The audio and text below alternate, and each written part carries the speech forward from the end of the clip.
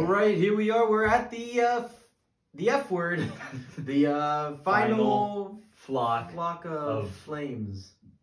We're killing the birds. It's dinner. I walk a flock of flames. What? Is that a song? What? Did I make up a song?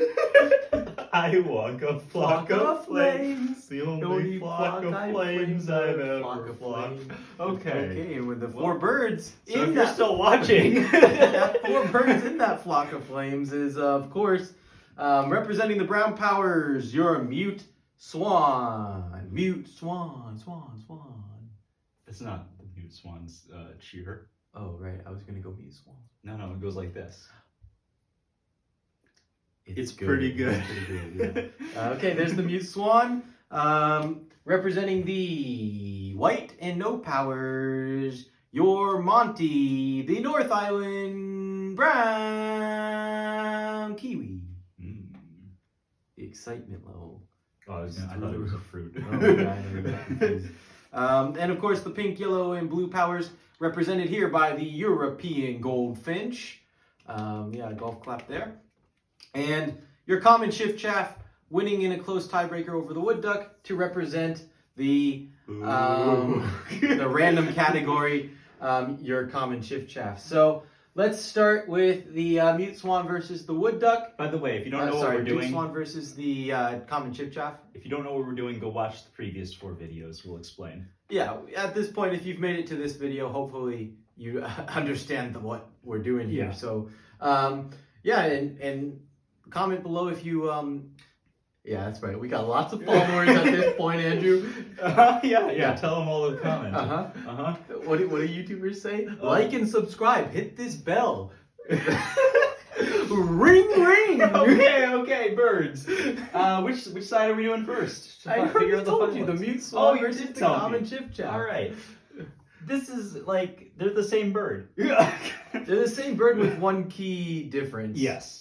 And that being the mute swan draws you that card back. So you're tucking 3 and then you draw 1 back, which allows you to play this mute swan earlier in the game so that you can still be tucking cards behind it and still drawing cards that you can then use to build up that middle row. Bottom row. Bottom row, of course.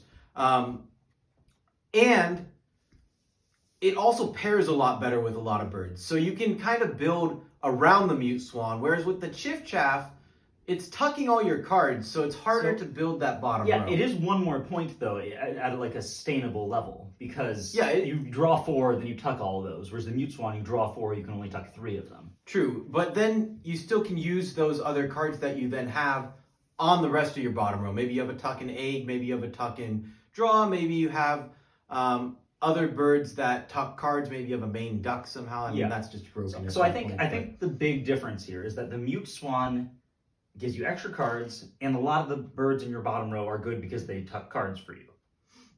Yeah. So if the common shift chaff is taking up all your firepower, you can't do that for the rest of them. So I think mute swan's flexibility here is going to give it that slight edge over a shift chaff. Don't get me wrong, I would love to have either bird or both in my game, but I think we agree here. Mute swan is going to move on to the finals. Definitely agree. So mute swan, our first bird into our final flock here. Which one do I write this on up here? That's going to go on one of those 2. All right, I'll write it on top. Okie dokie.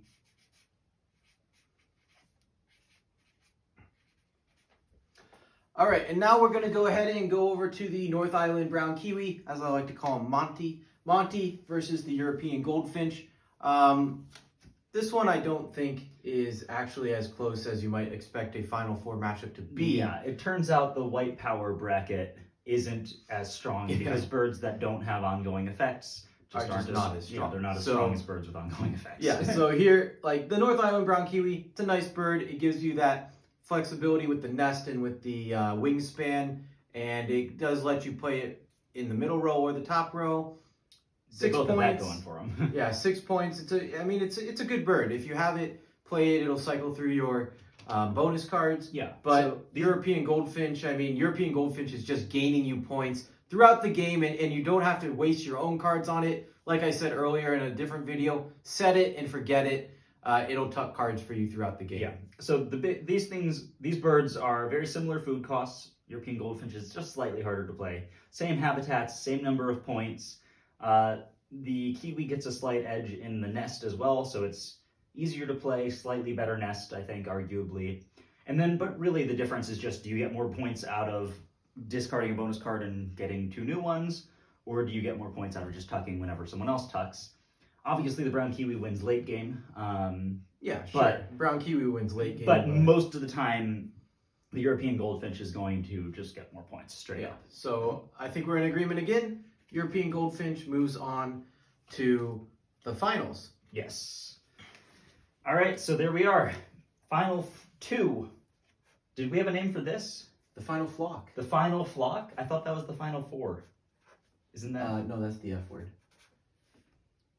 All right, anyway. Our last 2 birds here are the mute swan and the European goldfinch. We've been going on and on about how both of these birds are just a ton of points, but one bird is better.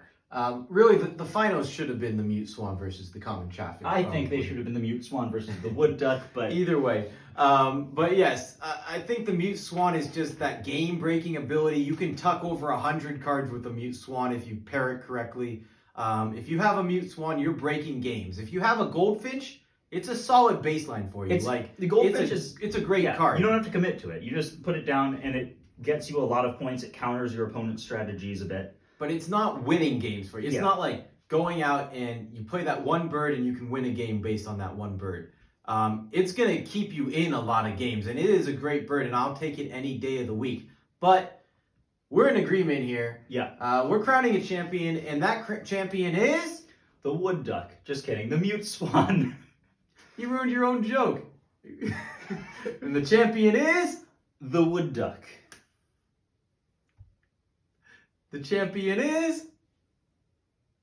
the wood duck. All right, wait, no, one more time. I got it. And the champion is... Pretty good. Just really wanted the wood duck to win. I can tell. The mute swan is the champion of whatever this tournament is called. The Wingspan Invitational Knockout Games. Congratulations to the mute swan. Apologies to the Grilch.